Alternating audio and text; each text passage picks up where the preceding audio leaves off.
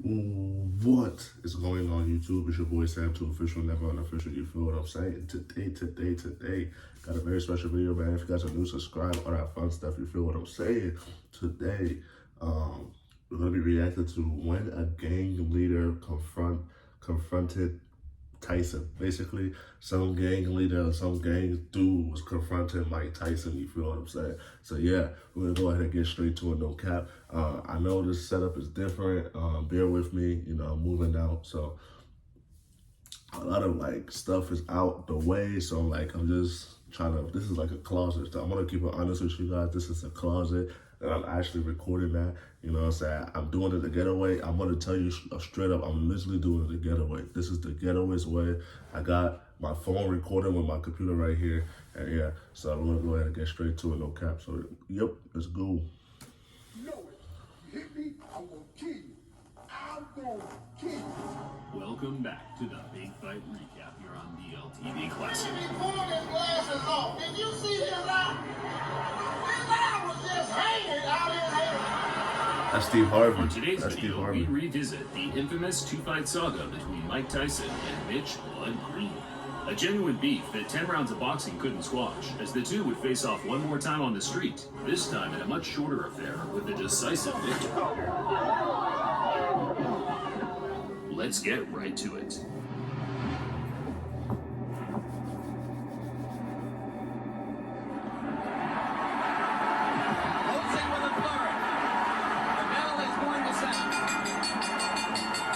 After Tyson's 10-round decision to James Quick Tillis in 1986, the invincibility aura from Kid Dynamite took a slight knock as the two heavyweights battled out a much closer fight than the boxing fans and bookmakers expected. How disappointed are you that the knockout string is over? Not at all. If anything, I feel relieved, and I'm confident if I wanted to, I could have knocked them out. It was Tyson's first time going the distance, as he had finished his previous 19 opponents all inside the opening 2 or 3 rounds. That gave some of the other heavyweight contenders an incentive to catch this teenage dynamo early, halt the hype train, and earn the highest possible payday outside of a championship fight. Tyson say, "Gonna give me a fight. I want Mike Tyson." Point blank. Michelle C. Tyson. He's a I'm gonna knock him out. Mitch Blood Green was one of the first fighters to utilize the new age of digital camcorders to get his message out there to boxing fans. I'm gonna show you something. Feast your eyes on a real heavyweight. There was no social media in those days, but local news stations and televised sports networks such as HBO would air the clips during a broadcast to gauge the fans' reaction. I ain't no joke. My name is Blood Green. Now you heard my fight. Watch my smoke. It's probably due to audio compression over time, but I can honestly say I have difficulty understanding what Mitch Green is saying. Two clear things were the muscle flexing and homophobic slurs, and bizarrely enough, as far as my research suggests, this was enough to land him a shot at the hottest prospect in world boxing.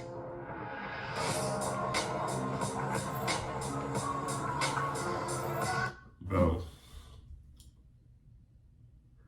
that's Detroit back in the days of 1986. Now that's tough. You feel me?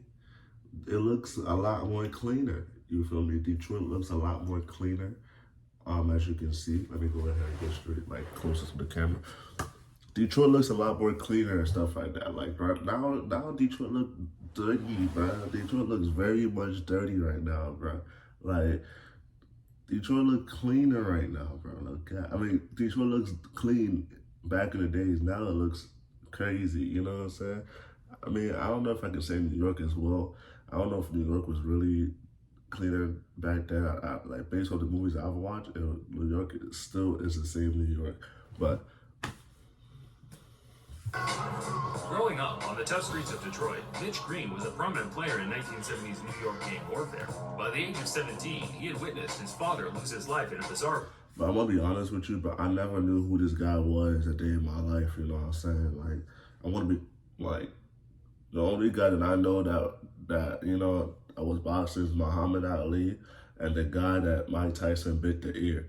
That's the only guy. And if it's this guy that he bit the ear, then I'm like, yo, that's crazy. You know what I'm saying? That's tough. But yeah, whoever was the guy that got his ears bitten, bro, say goodbye, bro. I know you're hard of hearing right now. That's crazy. You feel me? A Western-style quick-draw shootout, not long before being shot twice himself, fortunately escaping with non-fatal injuries. Green tried to escape gang life by joining the UVA boxing gym in New York, but by this time his ties to the street were too pronounced, as he was now hailed the king of New York street gangs by the NYPD for his role as gang leader in the deadly Bloods crew. Things slowly started to change for Mitch as his reputation as a gang leader was exceeded by that of a talented amateur boxer, the muscular 6'5" big man that was racking up copious tournament success, including several New York Golden Gloves. From the Bronx, New York, undefeated in 5 professional bouts with 1 draw. Green took to the professional ring in 1980 and quickly started racking up wins over journeyman and fringe contenders such as Jumbo Cummings. Champion in waiting Trevor Berbick became the first man to beat Green in 1985, where Mitch made a good account of himself, only losing by majority decision. Both Tyson and Green were on the fringe of a world title shot, so regardless of the antics, the two were on a likely collision course. The trash talk from Green just helped build more interest in the fight, which in turn certainly struck a chord with Tyson, who openly admitted to hating that ugly mother effer. And Mike Tyson, traditionally, no roll, no socks. He says it makes him feel like a warrior, makes him feel like a gladiator. Build your brand online with a beautiful logo. Just go to Wix Logo Maker. To start, type the business name. Tyson met Green for the first time in May 1986 at Madison Square Garden. It was Tyson's first match at a prestigious boxing venue and also the first to be covered by a large television network. Yet, the occasion didn't change the traditional no robe, no socks attire. He was all business and had a personal vendetta to settle with the now not so confident looking Mitch Blood Green. And was so much a factor in the last fight that he's going to air on HBO that he didn't double up. He just was a little bit lazy, especially in the later rounds. So we'll see what he does about that against Mitch Green. Always aggressive, right in front of his man. That was a late Wow. There's the depth that I was talking about. He did draw a warning to his apparent referee. Not holding Green's in trouble. Good left hand by Tyson. Everyone has a plan until they get their mouthguard punched out of the ring in the first round. While Green had all the physical advantages, Tyson's supreme boxing skills and speed negated the gap in size and weight, backing up Green from the opening bell, slipping and countering, forcing the much bigger man into survival mode for the war to go. Big right hand against Tillis. Bro, the thing about Mike Tyson, bro, he's a very quiet player, bro. You know what I'm saying? He's a very quiet player. He doesn't do all that much talking, you know what I'm saying? He will show you by his hands, bro. Simple as that. He doesn't do no, bro. He's not no Conor McGregor, bro. He's gonna bop.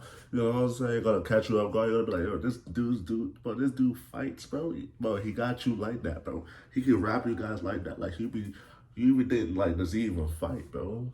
Like, bro, he's a quiet boxer. And what a shot! That is an awesome Man, shot. Tyson punched out Green's mouthpiece mouth came guard out. again in the third, whereafter he started mocking his opponent, grabbing a wide gulping mouth, stalking him across the ring, landing fierce single power punches. Quickly throws his punch. Another big left hook. Tyson there, good uppercut. He has to take a standing vigil. Another couple body shots. Well, he's smiling. Tyson is smiling. You see, Green has those fast hands. The fight became so routine by the closing stages, the crowd knew they were witnessing a foregone conclusion.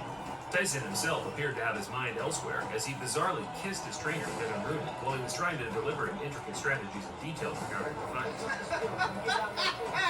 Bro, kissing your trainer in the cheek is crazy. You feel me? Kissing your trainer in the cheek is horrendous. You feel me? Like what? In the cheek, bro? What's up with you, bro? You moving kind of weird, my guy. You moving kind of weird, bro. Kevin Rooney is in there and just jabbering away 100 miles a minute.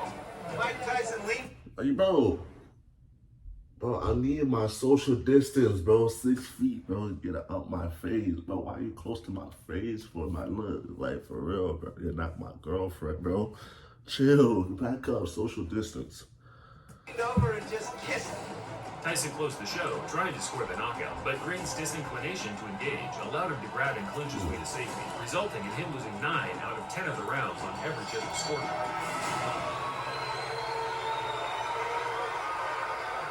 But we knew deep inside Then I was going to win the fight so easily because of his style. He's a game tough opponent, and he took some fairly decent shots. But the thing about Mike Tyson is, bro, his speech was crazy. You know what I'm saying? This big buff man, bro, you would not expect something like, bro, you would not expect this big buff man to be talking like that, bro. He talked nearly as a kid, bro. At this point, he talked like he's 9 years old, bro. I'm not gonna lie to you, like.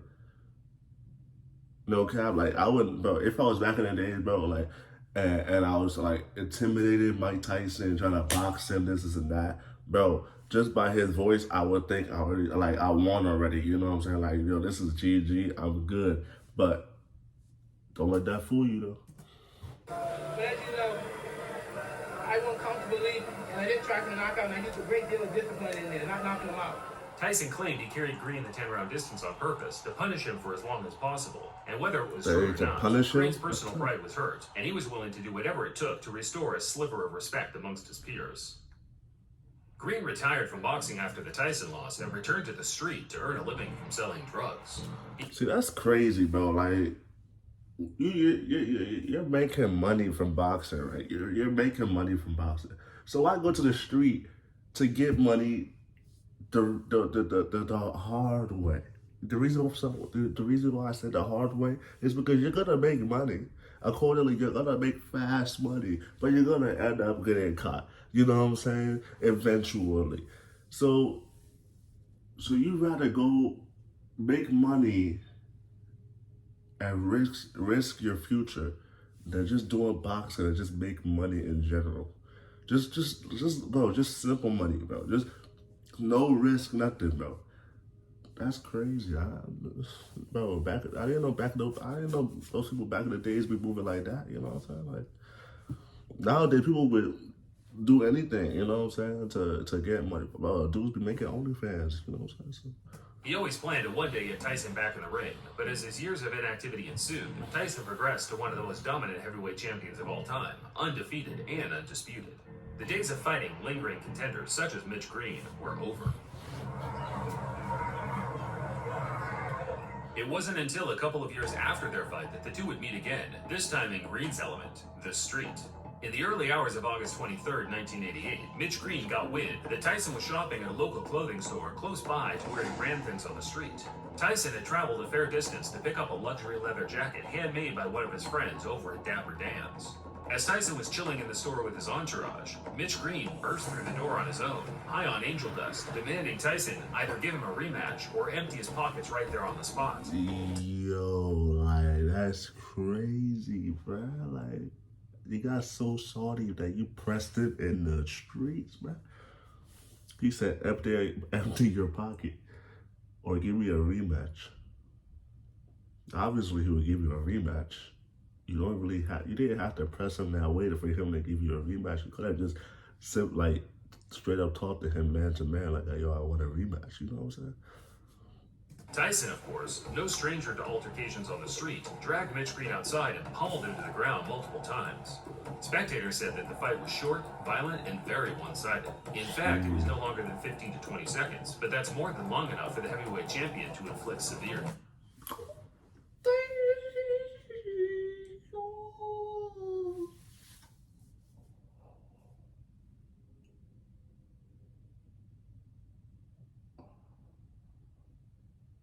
Yo, don't tell me that's what Mike Tyson did to that man, bro. Oh my goodness, I'm telling you, bro. I would not have did that, bro, if I was you. If I was you, I would not have did that, bro. Because bro, man, you're literally nearly blind, bro. Like, bro, you need Jesus to go ahead and put mud and water in your eyes at this point, bro. Because you can't see, bro. You cannot see. Like, look at your damage. There is no footage of the fight, regardless of the clickbait you see on YouTube, but there were many accounts of what happened that all aligned, all except Green's account, where he claimed Tyson sucker punched him and ran. Who threw the first punch here?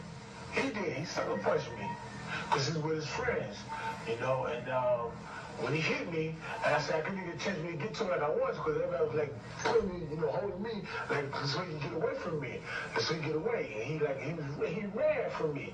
Green was certain the Tyson scuffle, which became mainstream news around the world, would add enough public intrigue to get his rival back in the ring. But Mitch had already burnt his bridges among the promoters in the sport, with his violent threats to Don King in the past already shadow banning him from ever earning any serious money in the ring again. After Green's failed attempts to get the rematch with Tyson, he filed a civil lawsuit for $20 million due to the injuries he suffered during their fight. The former... See, that's not gangster, bro. You know what I'm saying? That's not gangster, bro. You claim to be gangster, but you want to go ahead and talk to the feds, bro, and sue and sue another man for sucker punching you, but you clearly went over to him talking about some empty your pockets. You know what I'm saying? That's not gangster, bro. You feel me? That is not gangster, because what you want to do, because like you told the man empty your pockets, man sucker punch you, basically protecting himself because you over here coming at him hostile. So he basically protected himself and sucker punched you, and then went over to court talking about some, oh, this is and that, like I'm blind, this is and that, and I can't, you know what I'm saying, I need 20 mil. That's crazy. That's not gangster. Former gang leader came away with one small W to coincide with a long list of L's, winning the case and being awarded $45,000. Close to what his purse was during their professional fight in 1986. Yeah, I remember seeing Mitch Green's eye after that. It was like, he broke his socket. The eye socket, yeah. He broke his eye socket. Yeah. The eye socket. The eye socket, bro. Like that, right? Don't Green returned to the ring 7 years later, but at that point he was a shell of his former self and was beaten by journeymen with losing records until he hung him up for good in 2005. As of 2022, Green is still a large-as-life character, but now employs his energy into his love of Christianity. He still has a gripe with Tyson, but at... Oh, snap. I didn't know that. But look, I'm so sorry, Mr. Green. I like Mr. Green. I'm so sorry, too. I didn't know you were a Christian. You know what I'm saying? I didn't want to... I'm sorry to talking bad about you. I was talking bad about your past. I wasn't talking bad about you now. You feel what I'm saying, Mr. Green? I am sorry. I think it's fair to say the two have now moved on, and whenever the topic is brought up today, they both make light of their infamous 30-year feud. That didn't work. The boys scared of death. After we had the street fight, the boys scared of death. Well, wait a minute. Didn't y'all have a street fight, Mitch? For the ring, for the street. Thinking the man would do something about it. He wouldn't do nothing. Oh, man, it freaked me out. Did you know that actually Tyson and Sal are good friends and he comes to the show? He did, look, Tyson. You see that?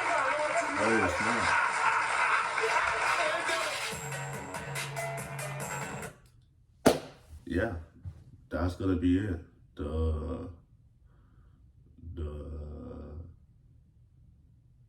That's crazy, bro. Like they're cool friends now. You know what I'm saying? They squash beef like mans. You know what I'm saying? Handshake it. You know what I'm saying? Let's go grab wine. This and that, and then we're kumbaya. Simple as that. That's how you gotta do it. That's how you gotta do it, bro. Life is too short to be beefing for your whole lifetime, bro. Life is really too short to do that. You know what I'm saying? Like, whatever beef you got with somebody, bro, go ahead and get that stuff done ASAP. Like, kumbaya with that person, you know what I'm saying? And just get it done. But not if that person is just a really, if he's just really a hater, you know what I'm saying? Let that person be, you know what I'm saying? Let that person be. You do your own thing, I do my own thing as well. Simple as that. So, yeah, that's going to be it. Make sure you guys do subscribe, all that fun stuff. And, yeah, I need more recommended videos. Let me know. And I will see you guys in the next video, okay? Peace.